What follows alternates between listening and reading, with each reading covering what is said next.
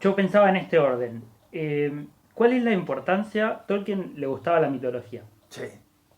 Y vos, en tu primer capítulo del libro, te dedicás un buen rato a hablar sobre la mitología Y sobre el mito. y sobre el mito. ¿Querés explayar? Refrescámelo, porque yo la verdad es que no me acuerdo nada. ¿Por qué es importante y por qué? Porque hoy día, cuando uno dice un mito, lo primero que piensa es, eso es un mito, como es una mentira. Claro. Y de hecho tengo entendido que Tolkien y Lewis discutieron sobre Bueno, este ahí, tema, eso ¿no? fue lo que lo llevó a la conversión a Luis. Porque Lewis creía que el mito era como una mentira breathed through silver, decía, como Claro.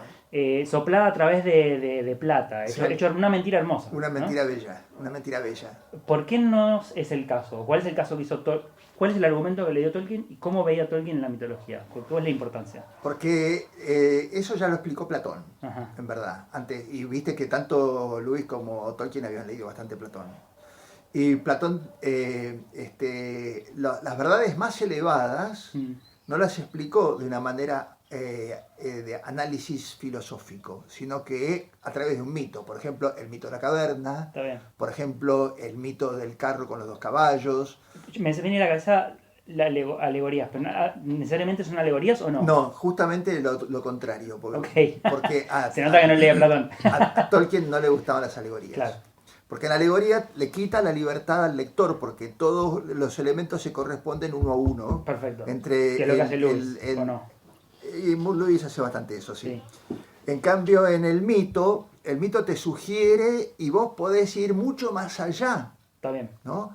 Es decir, tiene una trascendencia indefinida. Ok. Vos podés ir hasta donde quieras en la línea que te apunta el mito. Te da mucha libertad y te pone en el camino, ¿Por digamos. qué asociamos hoy mito con mentira? ¿O cuál es ¿De Y dónde bueno, viene eso? porque las mitologías de los pueblos antiguos, si bien tenían las grandes intuiciones, después diríamos que en la divulgación popular, el juglar o el trovador que iba de ciudad en ciudad contándolos, cantándolos, de pronto metía mucha salsa, tuco y queso, ¿viste? Claro, Para hacerlo más marketinero. claro. Entonces metían cosas inverosímiles.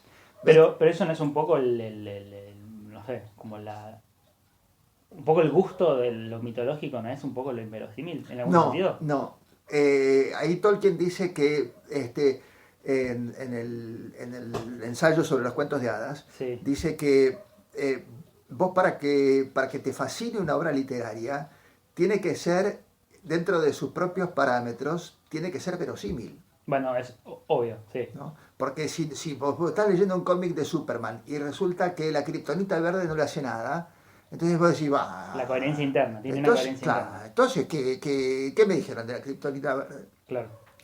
Es decir, que si, tiene que, donde aparece lo inverosímil, lo absurdo, lo incongruente, Ujú. digamos, ahí se rompe el hechizo.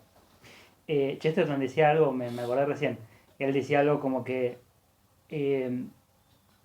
que los cuentos, o lo divertido de los cuentos, eh, viene un poco del hombre normal sorprendiéndose por una situación anormal.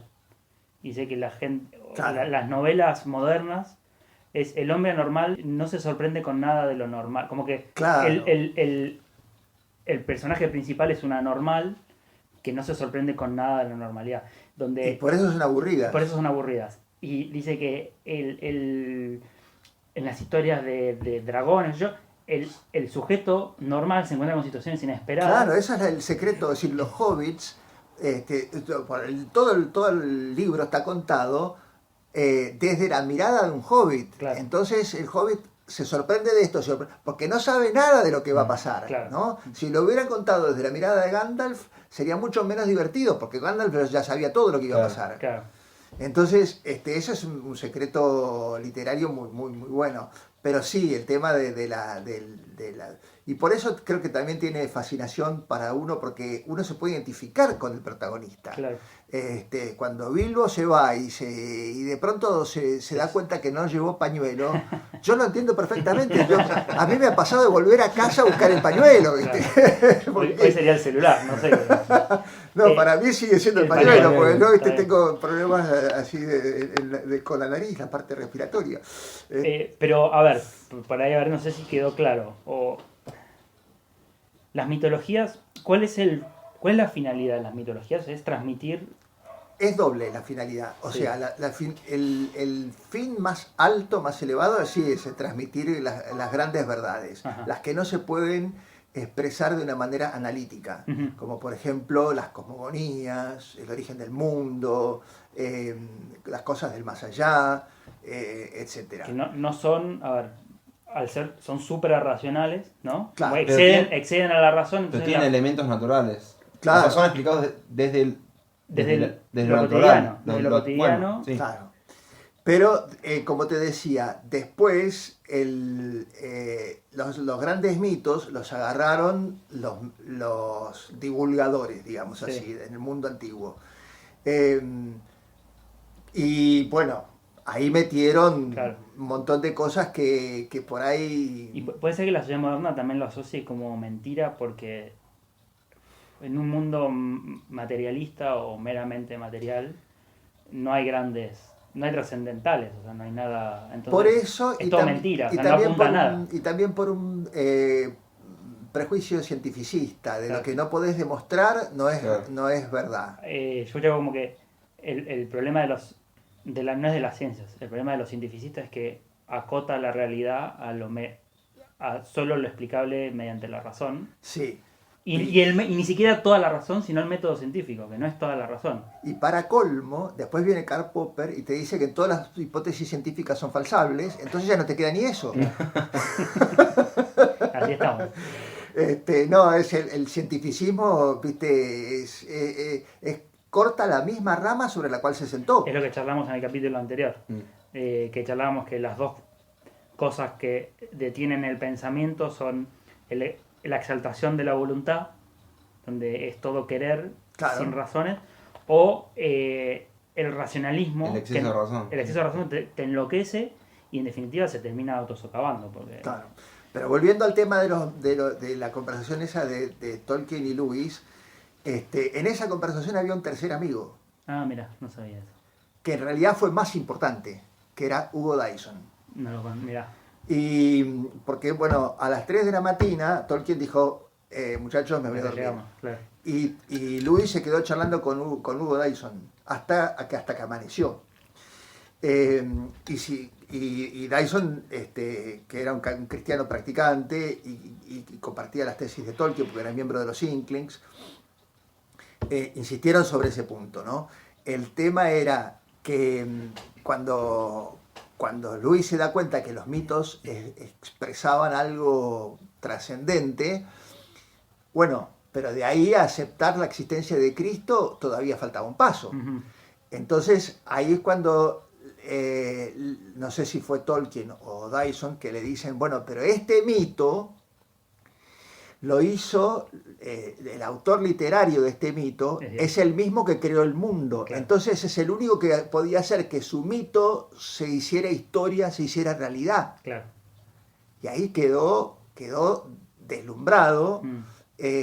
Se quedó pensando Luis, y él cuenta que eso fue lo que lo llevó a aceptar, porque él ya había aceptado la idea de Dios, pero no había aceptado todavía la idea de Cristo. Mira, claro. Muy loco. Chesterton tiene algo de eso en El Hombre Eterno. Y algo sí. Que él dice que el hombre, antes de la revelación, lo que hacía era contar cuentos que no llegaban a nada, en definitiva eran... Sí o no, un poco en esta idea del mito, hay verdades trascendentales a las cuales el hombre naturalmente puede llegar, pero hasta ahí no más. Y que había razones que llegaban hasta cierto punto y que en algún sentido los cuentos pasan a significar lo que realmente dicen en el momento de la encarnación. Como que el mito, el tema de los arquetipos, que hay muchas figuras, esto de que se repitan, no sé vos... Claro, eso Chesterton te dice, por ejemplo... en una de esas polémicas que tuvo con los ateos, un ateo que decía que había muchos mitos en los cuales el Dios moría y resucitaba. Claro. Y que entonces no podía ser cierto. Claro, que era un plagio, que eso se escucha todos los días, Bueno, eso lo escuchamos siempre. Y Chesterton dice, precisamente esa es la razón por la cual yo creo que la muerte y resurrección de Cristo es verdad. Porque si eso efectivamente ocurrió y estaba como eje central en el plan de Dios, era obvio que tenía que haber barruntos de eso en todas las culturas. Claro. Entonces, si entre los aborígenes patagónicos hay un Dios que murió y resucitó, me parecería lo más coherente de todo, dice Claro. Chesterton. Le daba vuelta al argumento un Claro. genio. Tal cual, como que hay semillas de...